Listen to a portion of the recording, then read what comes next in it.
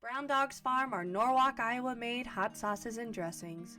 Brown Dogs Farm was born out of the dream to emulate the simple life of Rob's grandparents, who inspired him with their hard work and abundant gardens.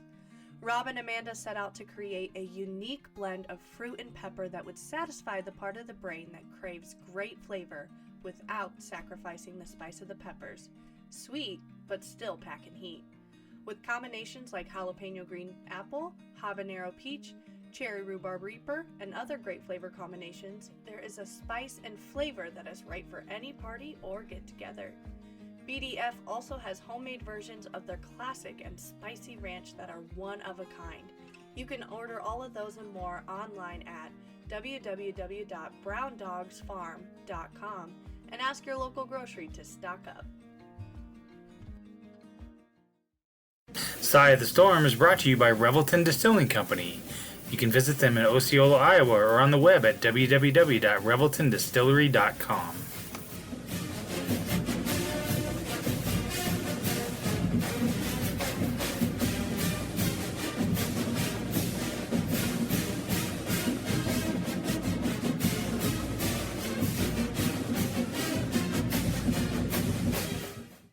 But I wanna blame this loss on our parent company, Three Beers Media.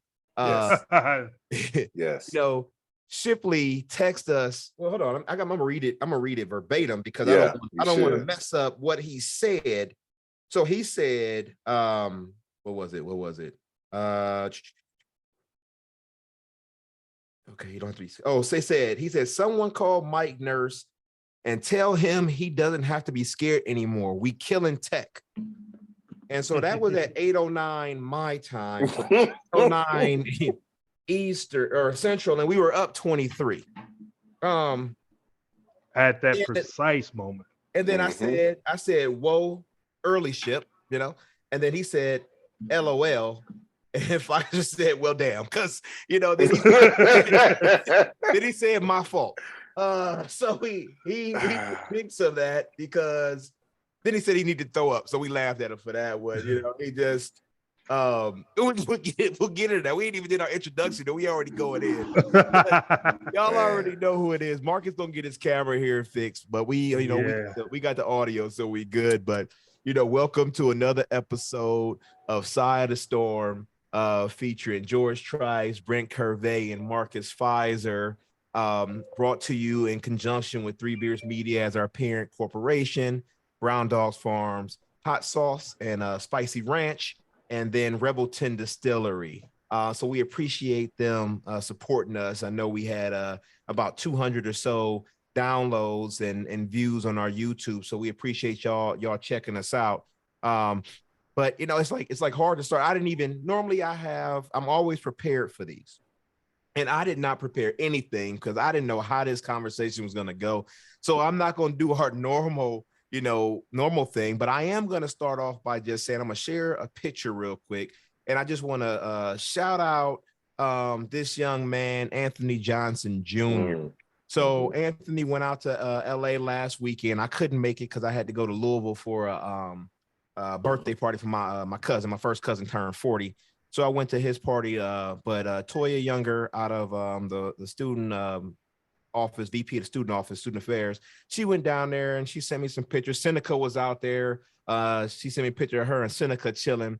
But Anthony went out to this game, invited by the NFLPA, and to play, to see what he had. And I don't know if I'm stepping out of bounds because I was looking for the news, but I didn't see anything. But he was told that he did enough in practice the week before that he didn't have to play in the game and got an invite to the combine.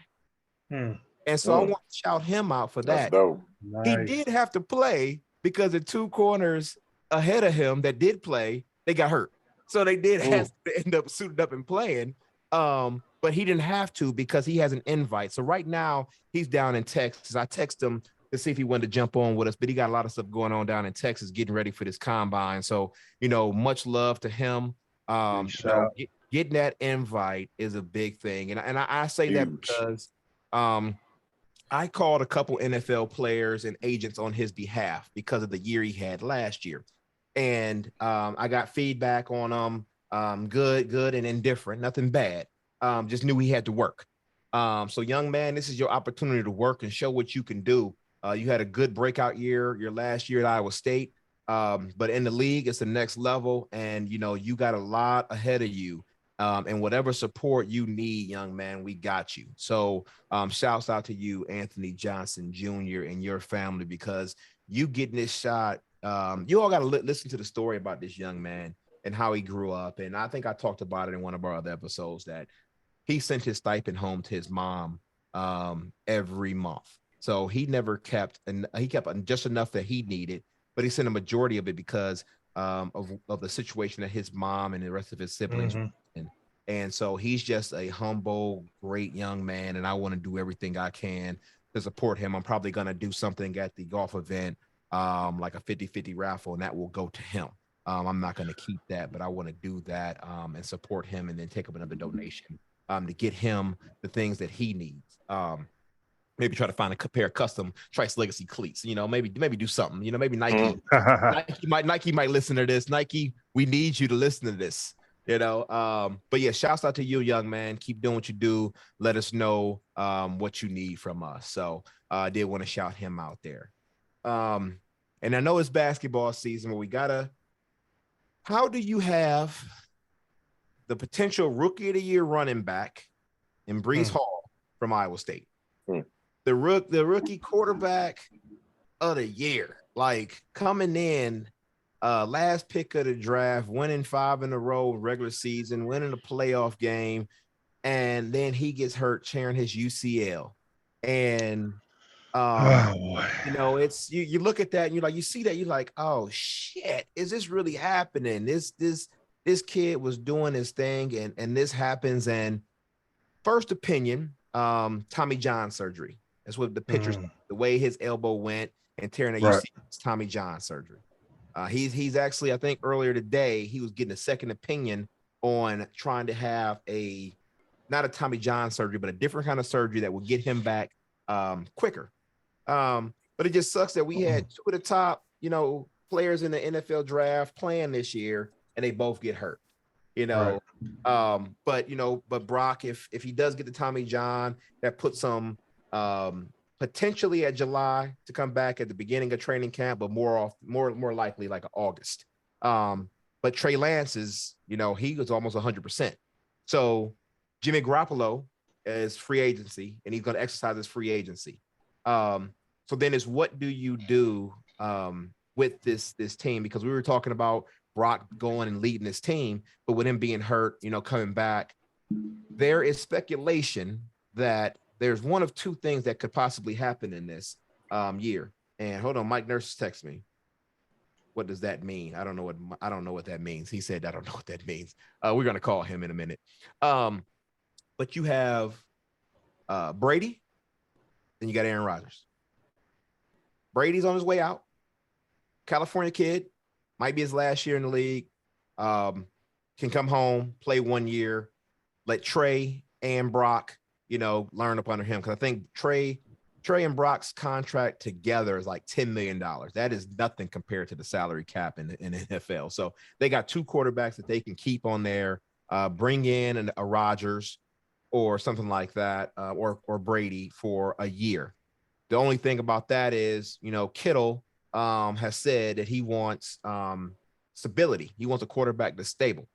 And I'm like, all right, that's cool. But we all know that Brady uses his tight ends. Gronk, how he likes tight ends. So I know Kittle would be happy about that. So what do y'all think about, about these kind of options or things? I mean, NFL free agency is wild, man. I don't know if I'm San Fran, if I'm spending money on Brady, though. I know Purdy is kind of in a terrible situation in the sense that, he has to fully recover, and that's going to kind of kill his offseason. So, yeah, I think that's going to, because he got hurt, I think, and the way he played, that's going to kind of guarantee him a spot, a safe space in San Fran.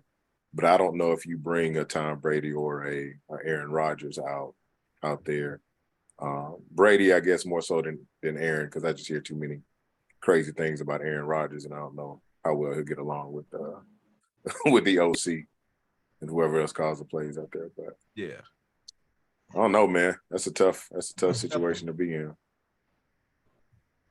What about you, Mark? Yeah, definitely unfortunate news about Brock.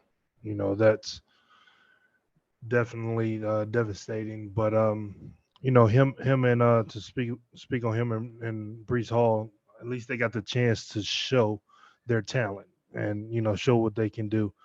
And essentially, you know, they both have similar injuries. One's in the knee and one's in the elbow. You know, but it's still both severe injuries. And typically, once that's repaired, players come back a lot stronger. You know, because now you can get your arm stronger, you can get that joint stronger, you get the ligament stronger, and all of that. It's definitely not a situation we foreseen. We were very excited the week before. Um, you know, but I knew it was something severe. You know, for him to be taken out and not coming back in, and then you know the performance he gave after he was able to come back in, or he was forced to come back in because of the concussion to the forget the other quarterback name, but man, it's a lot to consider. I didn't know the idea or the option was on the table maybe for a Brady. Mhm. I don't know what he would be commanding salary wise, anything like that, but it's not a bad idea. You know, when you think about if he's going to be there a year or year or two or whatever, and to Yeah, have the young guys below him to continuously learn. I mean, you know, that's the without a doubt the MJ of NFL football. You know, like 100%. that guy knows um, that position. You know, he knows how not to get hit. He's as slow as a Coke machine, but he's gonna do what he got to do to be effective. And man, he knows that pocket like you know like it's a phone booth. So you know to have those type guys in front of you, to have that guy in front of you while you continuing to learn. You know, Brock is not going to be able to do anything for the meantime. It's going to take a lot, you know, a rehab to come back from that. But you know, I'm not too against that. Aaron Rodgers. I mean, we've heard so much about him. You know, good and bad. We know the talent and the arm strength and everything that he has. But you know, he's getting on up there in age too. I think he wants to play a few more years. So we'll see what happens. But you know, with that organization, we've heard about the Shanahans, you know, the way they run the organization and yada yada yada. You know, we're not trying to bring in nobody that's going to mess up the locker room. People don't understand Hmm. how key that is. You know, to Yep. have a cancer in the locker room, no matter who the player is, can definitely derail everything. And you know, they had a fighting chance this year. Um, Brock got hurt, and if you think they're not going to build on that going into next year, you're sadly mistaken. yeah, yeah. It's gonna be an interesting off season for the 49ers, but they have a nice core that would lend to whatever veteran quarterback comes to teach the young guy, especially with Garoppolo leaving. You got these two guys that can absorb like a sponge and and gain from them. So it's going to be interesting what we get there. How they bounce back from this. But I'm looking forward to it. I was hoping that it was going to be a hometown boy coming home in a couple of weeks for the Super Bowl because I'm like 15 minutes away from the stadium, and I'm also a volunteer captain, so I'll be at the Super Bowl experience down there. Okay. So I'm captaining the Super Bowl experience, which is held at the convention center. So like the Lombardi Trophy, some of the rings, people can do like the passing drills and get to see some things out there. But then on Friday and Saturday, I'm actually at the PJ hangar. So I'll be at the private jet hangar from 12 to 6 on Friday and Saturday. So maybe I get to see some people come in. I'm gonna try to wear make a logo, put on a shirt for our podcast, so people ask me questions, and then we just go from there. Yeah, there you go. We got some people coming through, So let's see what we can do about that. Like Marcus said, that Joe Budden money, but Marcus, I gotta, we getting it. I'm about we to, getting. We on the way. I want to go further than that. I want that Joe Rogan money. I done heard that dude was like 100 million. Yeah, it's Like crazy. $100 million. Crazy. And like people didn't really know him as a UFC fighter. They knew him as the commentator, but they didn't really know that he was a fighter. But now his podcast, man, listened all around the world, 100 million. Yeah, that's not a bad idea. It wouldn't be any complaints on this side. Yeah. So, so we want to get these numbers up. So, again, thanks Rebelton, thanks Brown Dog Farms for supporting us. I actually, so I didn't tell you yet, Brent, but I'm going to be in Iowa the weekend of February 24th. Got to do some things for the nonprofit at night, and I'm gonna try to go to that Oklahoma game. OU basketball game is that Saturday the 25th. Okay. But I'm being there that time, so I'm gonna make sure I come through and see you while I'm there. That's kind of. Are you gonna be around? Or are you gonna be out of town? I'm here. Okay. Nope, I'll be gone that weekend before, so that's perfect. No doubt, yeah. So I'm gonna come through for that. Get some things taken care of for this event. We got three sponsors right now. We got 3 teams signed up, and it's early, so we got plenty of time to get people out there and people signed up. And so listeners and viewers, if you keep seeing me look away, I'm actually looking at my phone because I'm trying to get this special guest on, but I don't know if it's going to be able to happen today. So, if it does, we'll go back to football. If this person comes on, I'm not going to even tell y'all who it is yet. I'm going to surprise y'all. You know how I like to do that. But it is time to pivot. Who wants to start? Here we go. Who wants to start this conversation? So I got the Lakers game on in the back. So, and I got my Cleveland on because Cleveland is a city. Not that I'm not repping Iowa State right now. It's just what I was wearing today, and I just happened to have it on. Because I was gonna have the Kansas game on because I'm trying to see Kansas go down. So I don't know. I didn't see that game on the TV. It might be on ESPN Plus, but I didn't see it on the TV. But I think they play tonight, right? KU. I just need them to keep losing. Not sure. I just need them to keep losing. But what we gonna talk about? Marcus, I'm gonna start with you. Express yourself. Get it out, Marcus. Do we want to call Mike Nurse before you talk, Marcus? Do we want to bring Nurse in? Did we lose Marcus? We might have lost him. Damn. Well, while we getting him back, we gonna call Mike Nurse and see he gonna start cussing as soon as he get on.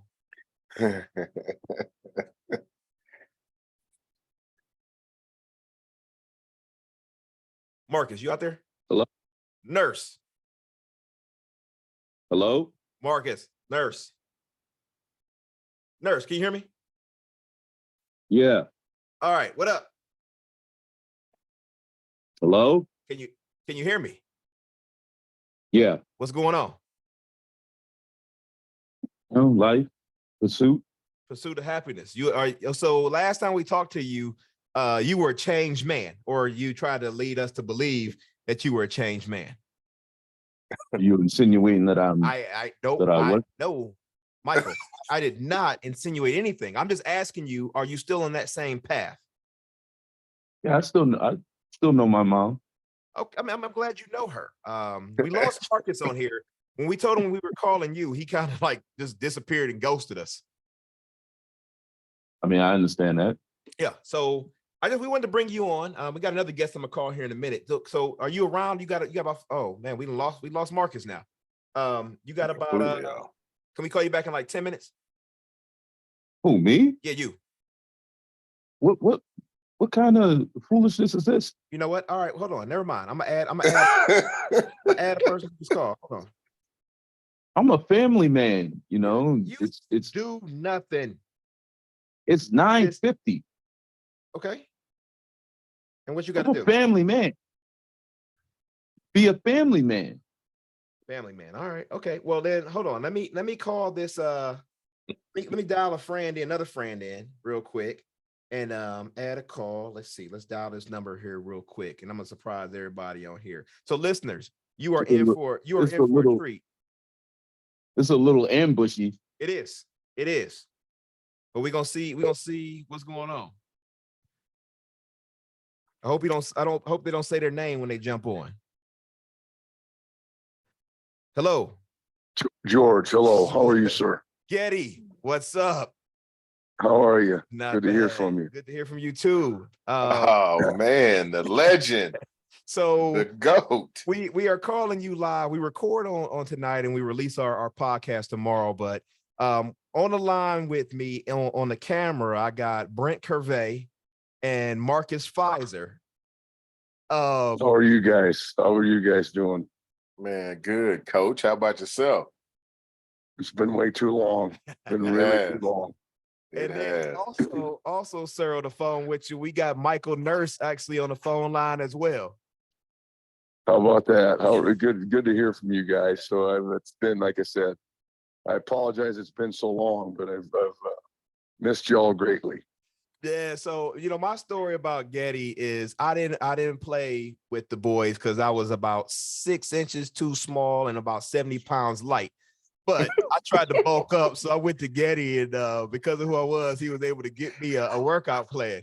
It worked for a little while. Then I got mad at how tough it was. But I appreciate that. I know you're doing your thing for the past 16 years at Air Force.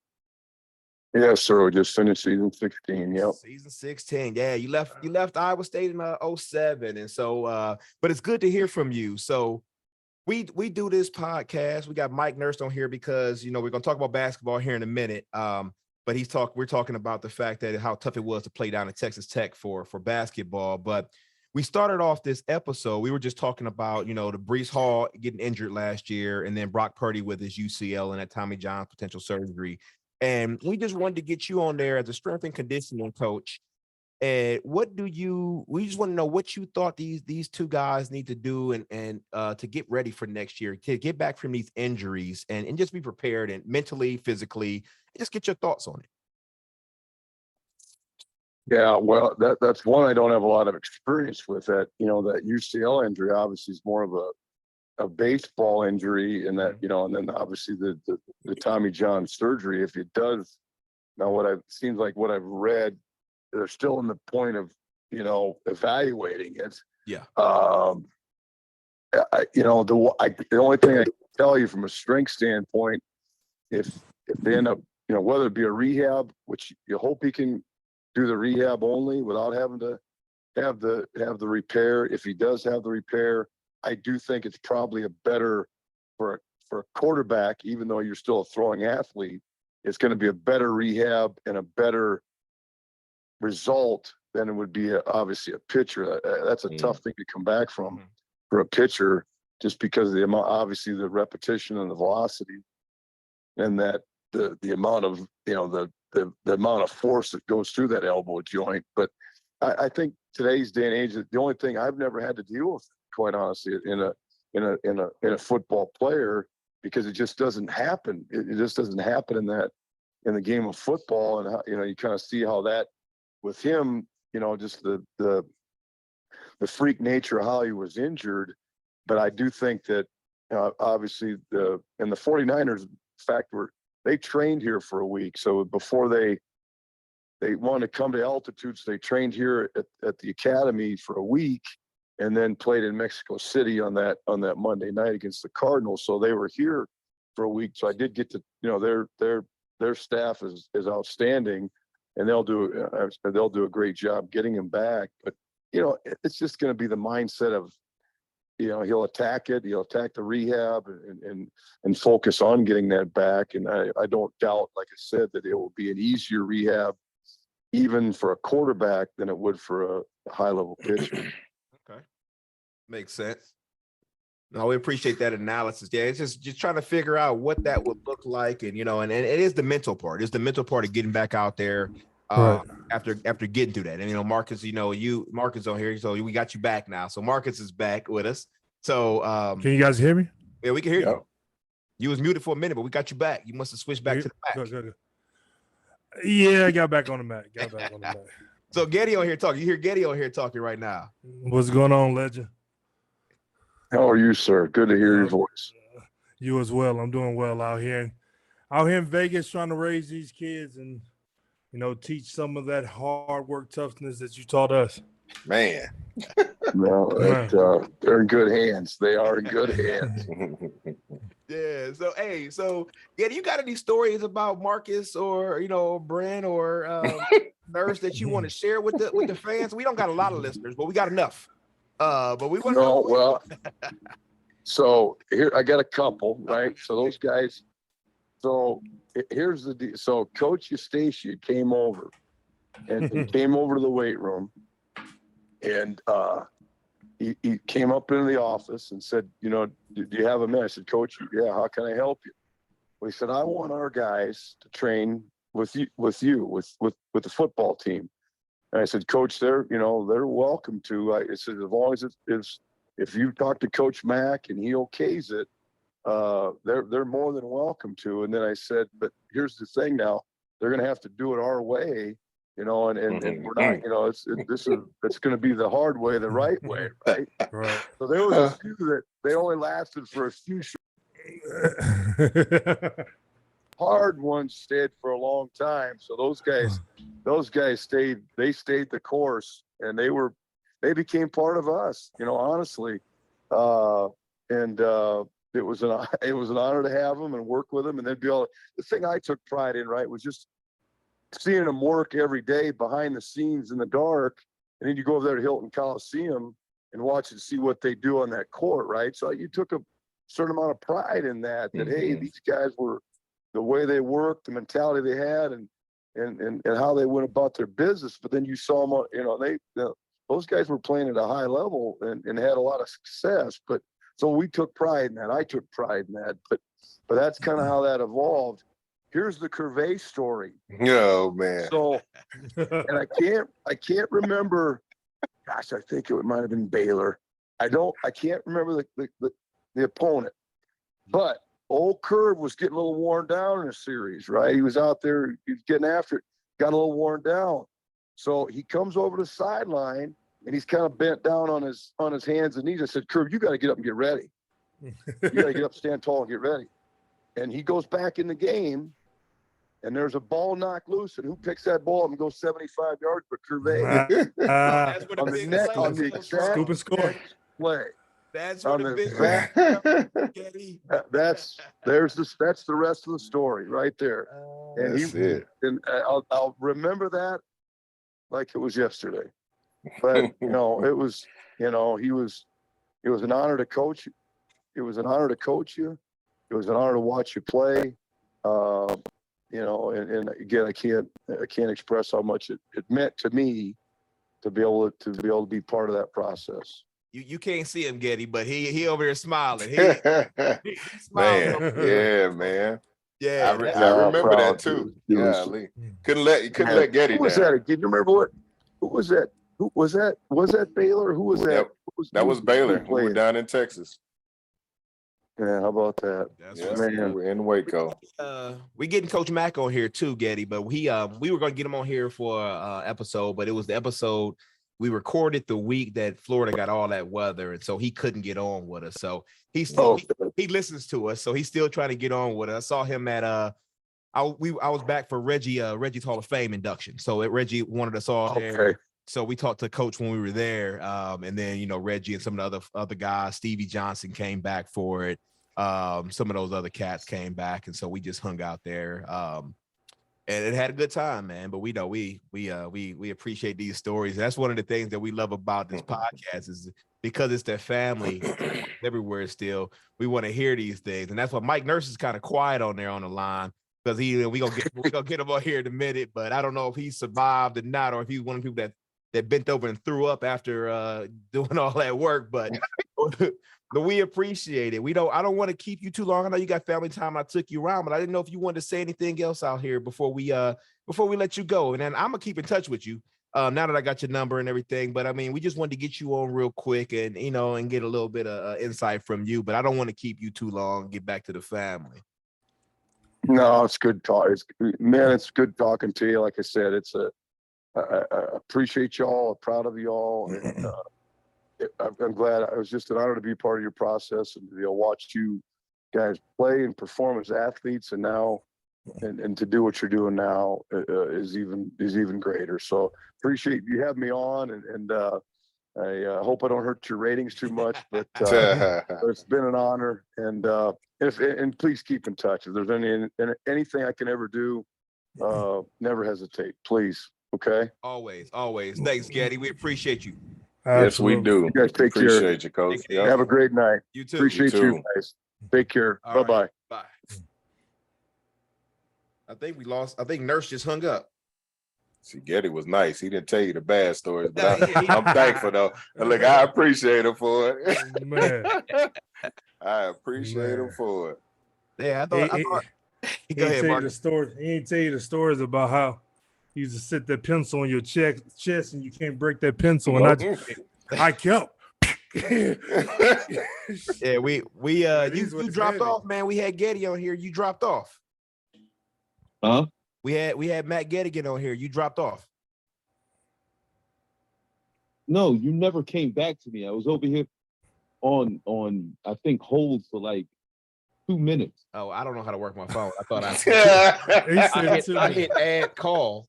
I guess I must have not. Yeah, but the first thing you do is blame me. You know what, Mike? I'm sorry, man. I apologize. Like, but that was your first. Because normally it's your fault. Normally it's your fault. That was your first order of business. It was like, yo, it's your fault. Do you have a drink? Even though do you have a drink in your hand? Who? He doesn't don't. drink anymore. What? Oh yeah, he doesn't drink anymore. New Mike, right? He still knows his mom, Marcus. I don't like what. You don't like what? I don't like where this is going. Well, we called you because we wanted to, you called it. You said that going down to Lubbock and playing at Texas Tech was different than playing them at home at Hilton. Yes. Yep. And Now, I would like to also state I did not call us being up by 23 points in the second half and losing. I didn't call that. I was worried about being blown out. Okay. That's worse than a Yes, blowout. we got blown out in the second half. We did get blown out in the second half. Yeah. I mean, the last two games we lost by a total of 5 points between two games. That's kind of like our football season this year. We never lost by like more than a touchdown except for like one game. Like it was always a one-score game and everything. And then for them to come back 23 points, take us to overtime, and then win by 3. But what happened? I'd rather get blown out. Yeah. Boy, So what? So what happened? How do we bounce back from this, Mark? How do we bounce back? I mean, once we got up 23 in the second half, it's literally time to excuse me. It's literally time to lock in defensively and time and score. Like we're not trying to shoot no logo threes. We understand this is the Big 12, and closing out these games are tough. It's straight running the shot clock down, until under 5 seconds, pretty much before you get a shot, unless it's a wide open shot really, really quick in the paint or something like that. Other than that, you really have to bog down, time and score, and just take the air out of the ball. And when you're on the road and you give them any kind of momentum, I mean, even Marcus Jr. texted me last night like, y'all was up 20. How y'all lose that lead? And I'm like, dude, I'm watching the game. He was like, yeah. He was like, I was watching a different game at first. I forgot the game was on. He said, then, I looked and saw y'all was up 23. So I was like, I'm not even going to watch it. They blowing them out because Pop Isaacs, who plays for Texas Tech, he played with him last year in high school. So, of course we watch, when he's playing for Texas Tech and they playing Iowa State. So, he was like, yeah, I was up by 23. So I was like, I'm not even worried about it. He said, then we was watching the other game and you see the bottom line, they was down by 3. He was like, what the hell? And, the rest is history. So it's a bad situation. I just kept on thinking about Mike Nurse talking about we don't want to go down there to Lubbock. And that's what happened. Mike? You know what the worst the worst thing is? I didn't even get to watch the game. Okay. I was out and didn't get to watch the game. And then as soon as I got home, I sat down and I get the ESPN final score. Texas Tech 80, Iowa State 77. Overtime, and then I go to see what happened. How did we get to that point? And how we got to that point is historic comeback by Texas Tech. And I said, historic? Well, let me look a little further. And it says, yeah, Iowa State was up 23 points. Texas Tech comes back and sends the game into overtime. And I'm just like, that's outrageous. Yeah. There's only a certain amount of possessions in a half. Right. Right. The shot clock is at 30. It's 30-second shot clock. Right. So if you really think about it, in 20 minutes, how many possessions is that for your offense? If you just take the ball and just hold on to it and just take shot clock violation. If you just did that, a team can't come back on you because that's how many possessions in a half. And I know no one's going to do that because that's not bad. That's extreme. Right. But that's extreme. But that looks like what we should have did. Obviously, we didn't go back just last year when we scored like 30-something points in Lubbock. We scored 30-something points. Yeah. That was in a game. Yeah, I remember that. Like we should have been like, and I know that's it's not the same team. It's not. Because that team, that Texas Tech team last year was just unbelievable defense. Right. But still, like I don't know. Give that up, you have to be complicit. Yeah. Like I remember when we were down 24 against Oklahoma with it was George Niang's teams. Monte Morris, Nazir Long, Thomas, right? And they got a technical foul for talking shit. And then that sparked the comeback. And we came back from 24 down and won the game.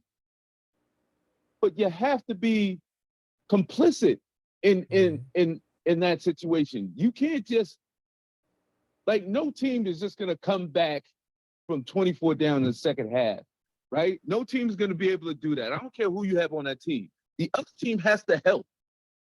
And that's has to be what happened. We had to have helped along with the situations. We had turnover, bad shots, or whatever. It's funny you say that. So we had 17 turnovers in that game to their 8. And then the other thing is we had 28 fouls to their 15. They took 37 free throws and made 26 of 37, where we took 21 and made 12. So we were 57% where they were 70% from the line, but they also took 16 more shots than us. And they made 14 more than us. If we wouldn't have fought, did we get tired? Were we tired? Because we were complacent, but were we tired? Because the end of the game was sloppy. What was there? Well, I mean, to get tired is like what Mike says, like you're doing something to help them. Mhm. You know, it's not like they were pressing extremely hard. Like once you get the ball across half court, then we got 20 seconds left. Then we're gonna set up a play and figure out how to move this thing around the horn and take some of that time off the clock. Yeah. You know, and by not doing that, taking too many threes or quick shots, or you know, within unless we didn't get not one offensive rebound in the rest of that time, then it makes no sense, because I'm sure we got an offensive rebound, and instead of like, now this is my reward, we see this 23-point lead dwindling down. Now I'm going to kick the ball out and we're going to hold it and let some of this time come off again, and we're going to run the play to make them more tired, because now we're controlling the pace. If we're not controlling the pace, then what are we doing? Yeah, I mean, a couple things happened in my mind. So Caleb Grill, he had an extra 9 seconds on the clock, and he threw up I don't know what shot that was at the end of the game. I saw it. Yeah, we still had 9 seconds left on the play clock, and he threw something up. So it kind of was like desperation at the end. But also, I mean, you talk about Sunyi, Clasher was our top rebounder with 7 rebounds for the game, 3 offensive and 4 defensive. You know, why is the guard? You know, the guard is down there playing harder than our center. Now, I know you got something to say about this one, Marcus. I mean, you know, the big man getting out rebounded by his guard. Right. I took like huge offense to things like that. Like me and Stevie Johnson and Paul Shirley and Martine Ransom, of course, we're the, you know, even when me and Stevie was out there, we're playing 4 and 5, definitely undersized. But you know, you weren't getting too many rebounds. You know, what having somebody like Stevie down there with me, and I'm kind of out of position or kind of putting myself out of position because he's going to get it. That gives me the opportunity to run. But I knew I had, you know, if Stevie wasn't rebounding worth anything, then my opportunities to run weren't going to be there, and vice versa. So we got to get that into the game plan. You got to limit their shots on the boards. You have to go and crash the boards and get it. I mean, there were times where if we didn't get the rebound, then we're fouling. You're not going to get a wide open break. Those are the things that, you know, that bothers me for someone. This kid, his athletic ability is off the chart. He have a huge wingspan. You know, he gets off the ground. He has to put himself in position. I think last year he averaged 8 or 9 rebounds a game. So to come to the Big 12, we look for that same transition to carry over. We're not getting that right now. And against a team like Texas Tech, they were desperate, hadn't won a game in the conference. They had some early success in the year, but, you know, getting down to the Big 12, they hadn't won a game, and now they got their first win. Look how we started off last year. This can be, you know, that pivotal moment for them, because just because they hadn't won don't mean they're not a good team. How deep we went into the NCAA tournament last year was because of how strong and tough the conference is, and you just can't let that happen. You know, those are the wins that we absolutely need. Oh, you're right. You're right. You know, it's hard. It's a hard one. It's a hard one to because of the way we played against K-State, when we played against Texas, and even the way we looked when we played against Kansas. Even though we lost that game, we still looked pretty good in that game. You know, we've been playing good ball until these last 2 weeks against Missouri and Texas Tech, and in both those games, I believe, you know, so the Missouri game we were playing from behind, and that looked like last year's team. We played from behind a lot last year to come, and that just it's an uphill battle for that, and that's why we got beat the way we did against Missouri. This Texas Tech, we got tired. And so KU just beat K-State by 12. The game is final, the 90-78, and we play them on Saturday. And, you know, we lost by 2 points to them before. We beat K-State. They beat K-State and they beat us. So this is kind of that tiebreaker type game for Big 12. So it's going to be, you know, it's going to be a hard game. Luckily we are at home. We got the Hilton Magic behind us for that, but we got to show something, because the way we've kind of been teetering these last 2 weeks. Mike, what else you got to say? Well, I'm gonna be honest with you. I'm worried about the Kansas game. Okay. Because one thing I've learned about Kansas, in particularly Bill Self, and why he has such longevity with his program. I mean, just think about it. Like Roy Williams couldn't do what this guy was doing. Roy Williams was a god there. Right. Yeah. Right? This guy, this guy always wins the conference.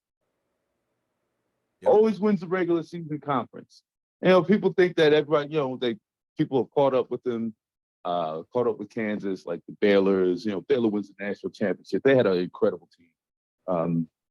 You got Texas, who was constantly overrated. Texas Tech was up there for a little, but the team that's always there and has always been there since I was in school is Kansas, right? So this is what happened to us last year. We probably should have won at Kansas. Mm-hmm. There was a goaltend that wasn't called, could have changed the game. There was a funky layup at the end of that game, right? And Kansas won. But what happened when they came to Ames? They came to Ames and took care of business, right? I've seen it a lot. I've seen it when with the Niang teams, with Hoiberg's teams. Kansas, when they come to Ames, they know that that's an atmosphere. They know that's a big game. There's no sneaking up on them. Yeah. You know what I mean? No matter what. And they come and they play well. Yeah.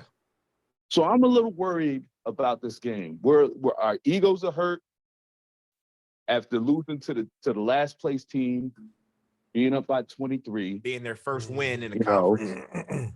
Right. Giving them their first win in the conference. And then on top of that, just the mystique of Kansas. Mm-hmm. Yep. So we got a lot of guys that hadn't played Kansas, right? True. So the mystique of Kansas, because growing up, Midwest is all about Kansas. Yeah, I get that. Right? They're always on TV. They're always in the talk. They're always in the tournament. What's your mindset? You know what I'm saying? The first game we played against Kansas, the first game I played against Kansas, that Kansas team wasn't very good. It wasn't a good Kansas team by any stretch of the imagination. And the mystique of playing at Kansas, I'm not saying it affected me, but it was there. Mm-hmm. It's there. And then later on in the season, we beat Kansas. That was our Super Bowl. Right. Right? Yeah. Holy shit, we beat an unranked Kansas. Like, I don't think people realize it. Like, Kansas wasn't even ranked. First time in a while, huh? Uh-huh. Like, yeah, that's what I'm talking about. Kansas wasn't even ranked, and we might as well, after that game, we might as well have pulled it out and jacked off all of Hey, whoa, hey, I mean, I feel what you're saying. I mean, whipped it out. Get on the dance floor and steps with it hanging out. And say, hey girl. I don't think you're grasping. I don't think you're grasping the situation. This was an unranked Kansas team, and I just said it. Not very good. Not a very good Kansas team at that. Yeah. So let me bring. I think they finished fifth. I think they finished fifth that year in the Big 12. Okay. Yeah. Right? Yeah. They were not. That was not a very good Kansas team, and I'm telling you. But it was Kansas, and you beat them. It was Kansas. But it was Kansas, and we beat them at home, and we only beat them by 2. Look, we beat them at But home. you was whipping dicks out. I get it. I get it. I get it. It was all over the court. Penises. There was penises everywhere. Says taking a What? turn, ladies and gentlemen. Boy, Hey, it went left brought to you quick. by Revelton and Brown Dog Farm. Oh man. 3 Beers Media Production. Call them if you have any questions. So hold on, I'm gonna pause you, Mike. So I'm gonna bring you in, Brent. And as you look at from a football standpoint, but from a period of being an athlete and losing 2 games the way you lose 2 games, and then to come back to to one of your big opponents, what's going through your mind? I mean, we're back at home, so it's that, protect this house mentality. Okay. So you kind of got to flush the old shit away and get ready for something new. So they have enough film now to figure out what they did wrong. Looks like we sucked from behind the stripe too, from the free throw line, from what I've seen. Obviously there's room for improvement, but yeah, man, it's at this point it's on to the next. We can't dwell on the past. I mean, we're back at home in front of our crowd. It's going to be crazy because of who they are. So, I mean, that energy should be enough, to help get back on the right track. Yeah. No, you right on that. You said you got the tail of the tape. You can see what we did wrong, how we can improve, as long as they do. As long as they improve and don't let, like what Mike said about the Kansas getting in your head. It's already gonna be in the head, right? Because it is Kansas. No matter if they ranked or not, it's Kansas, and they typically always ones on top. So I get what you're saying, Mike. I get that, and leaving that behind and moving on. It's that it needs to be that the mentality that they need to have is the NCAA tournament mentality, the survive and advance. Right now, they're not playing with that mentality of survive and advance because on it's just like football. Any given Sunday, anything can change, and they let somebody come back from 23 points down and win. They let up on it. They fouled too much. They got complacent. And again, they thought it was in the bag, like a lot of people thought it was in the bag. But you can't assume that. You can't assume that with anybody because it's a game of momentum. And that momentum can change with anything. A quick foul, a charge, a block that wasn't really a block. But you can't let that take you out your game. And I think that took them out of their game a little bit. And we are only, I think we're only like a 77% overall free throw shooting team. So that's not going to be our strength for whatever.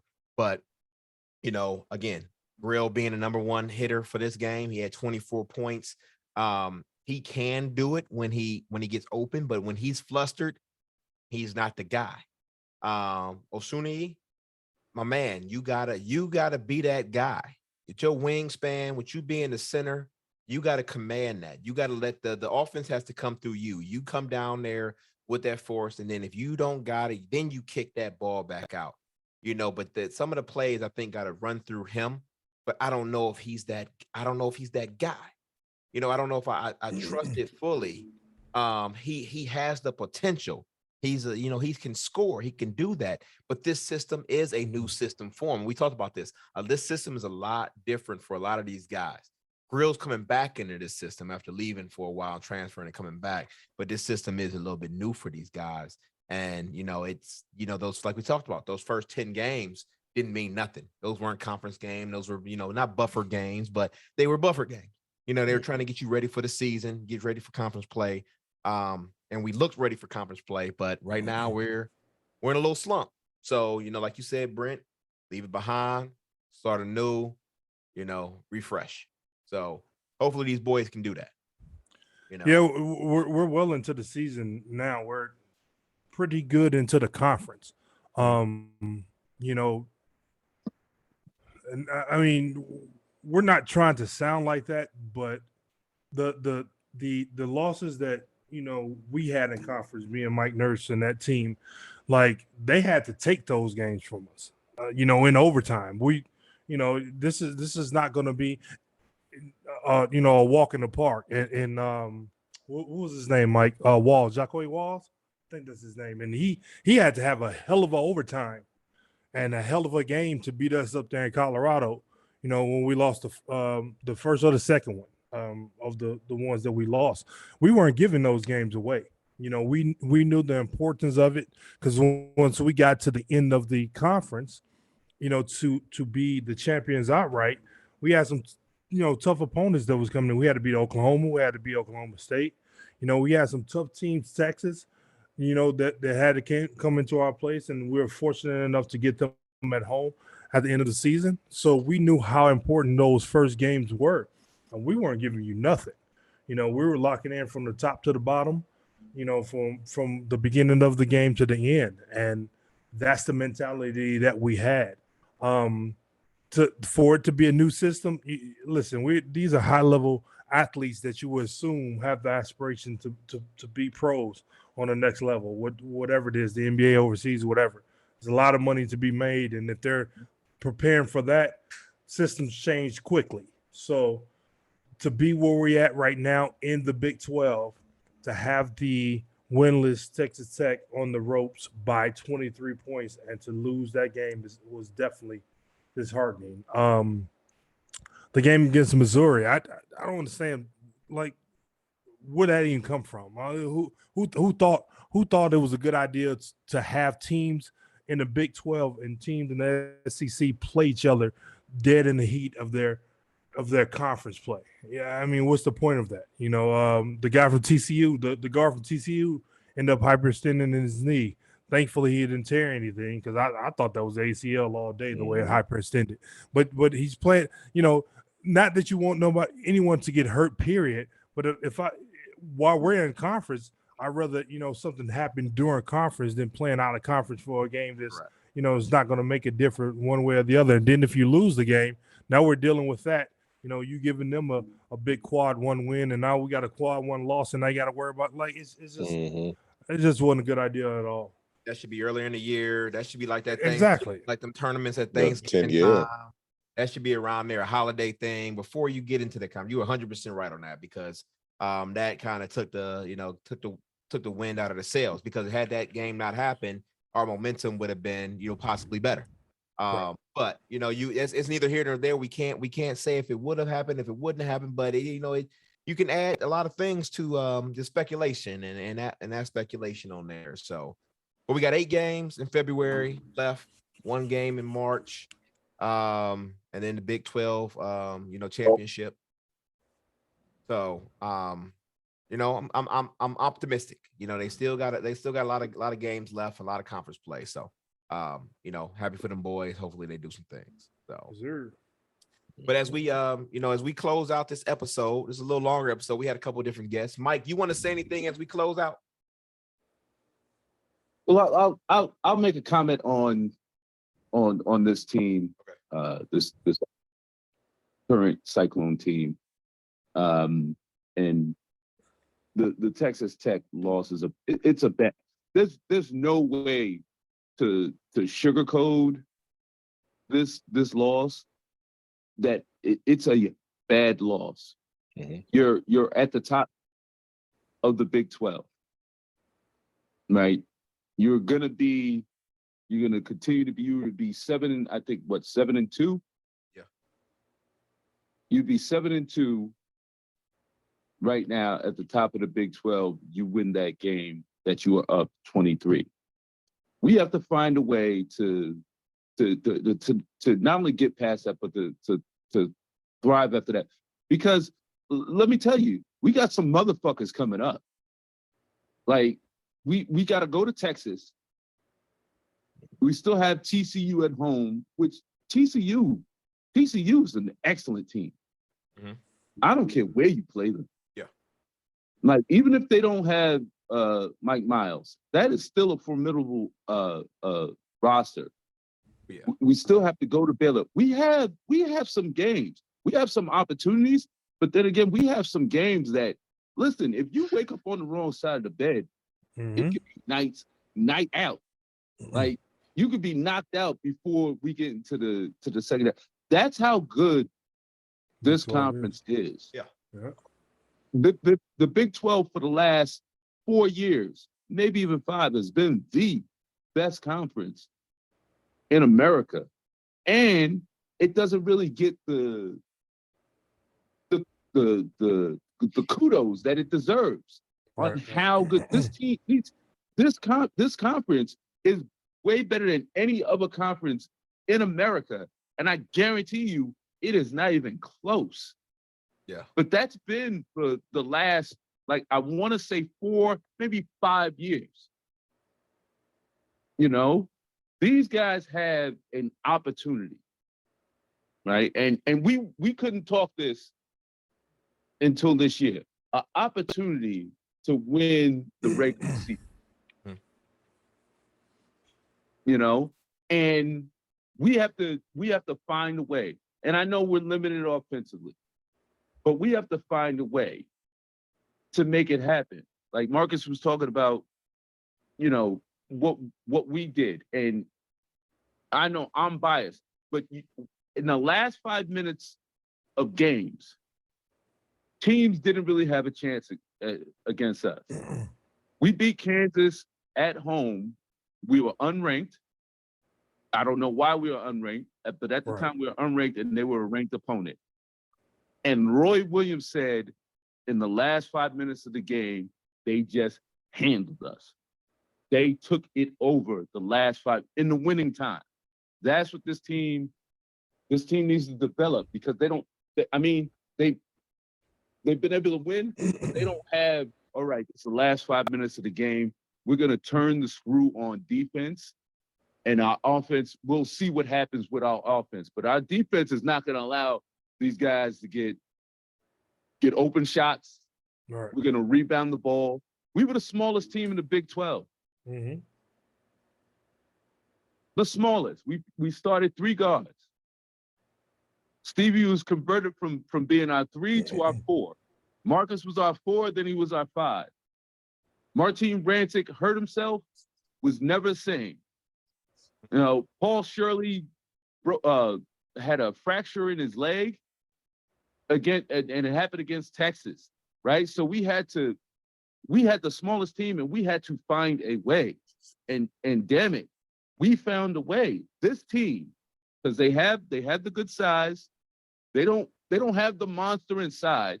Like you guys want Orsini to do more. He is not Pfizer. He's not Pfizer. Yeah, he's not a big body. He's not that big body Benz. I get it.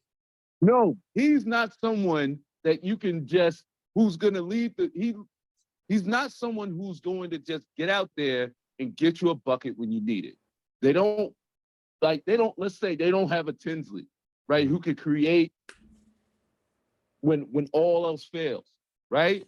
But they have to find a way in those last 5 minutes of games. If Iowa State in the year of 2000 was within striking distance, 5 minutes left, that other team was in trouble. And the only teams that got away from us was Oklahoma, Michigan State, and Colorado.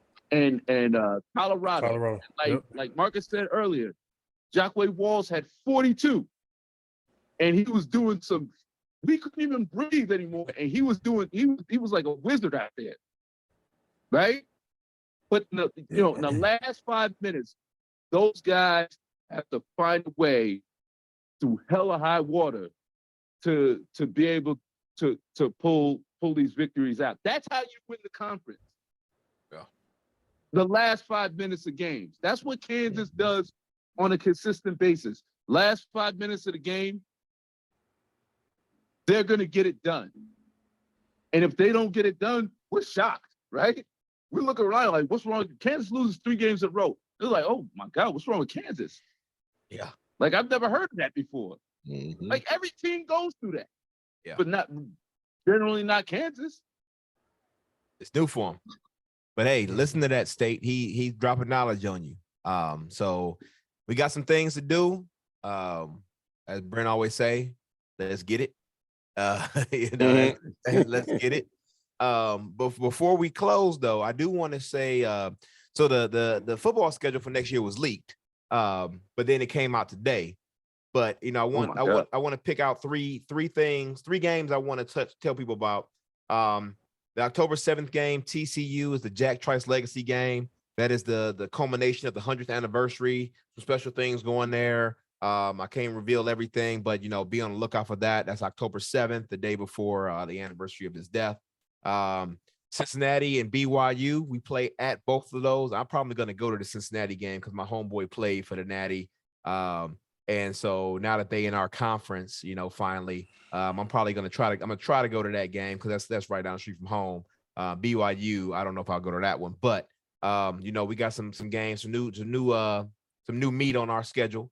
So looking forward to next year's season, looking forward to finishing this basketball season out, looking forward to Three Beers not canceling us, looking forward to Revelton and Brown Dogs continuing to be our sponsors and sending us some more sauce and some more whiskey and bourbon. I'm going down there on, I don't know what you're doing, Brent, but on Thursday, the 23rd, I think we're going to go down there with me and Ship. I'm going to go down there and talk with February. them. Yep, February, this next month. Yeah. Okay. But we're going to go down there, but appreciate everybody listening to us. Appreciate you getting on there. I'm not letting you talk no more because you keep going forever. With that football, let me say this. That schedule is a fucking nightmare. It is horrible. I'm scared. That's why I didn't want to get into it. We don't need him. That's why I was We trying to don't close need out him real saying quick, that. man. We don't need him. That schedule is a fucking nightmare. I looked at that shit. I was like, what the fuck is this? Yeah, Oklahoma, ugly. Oklahoma State and fucking Texas in 3 straight weeks. It's ugly. Ugly. I mean, I'm glad they put Kansas at homecoming, but they beat us last year. So it was like, Right. It was like they got a football team now. Like we ain't never talking about Kansas no football team, but this is ugly. That schedule is a nightmare. 4 out of 5 weeks: Iowa, Oklahoma State, Oklahoma, Texas. Yeah. Excuse me. TCU before Texas. Yeah, TCU. Excuse me. Yeah. Yeah, the runners up. Yes. Yeah. It's gonna be and that's a legacy game. They would have put that game on the game I'm going back for to represent the family, and they would have put us against TCU for that game. Why couldn't they put like Ohio on that game? Like I know it's later in the season, but man. But yeah, that's a tough schedule next year. So I hope these boys prepare. We have been getting a couple commits coming through. So we got a couple 4-stars this year. So hopefully these boys is ready. We need a lot more. We got some growing to do, but we got time. And Campbell on the road right now. I just 4 games, that's a nightmare. Campbell on the road. He doing his thing. He on the road getting us some people. So I hope. Yeah. But again, thanks to Three Beards, thanks to our sponsors. This is Side of Storm. Thank you to our guests for getting on. Marcus, Brent, you got anything y'all want to say before we close out? Go Cyclones. That's it, man. Cyclone Nation, baby. Cyclones forever. Hey, we will holler at y'all next week. Peace. Peace.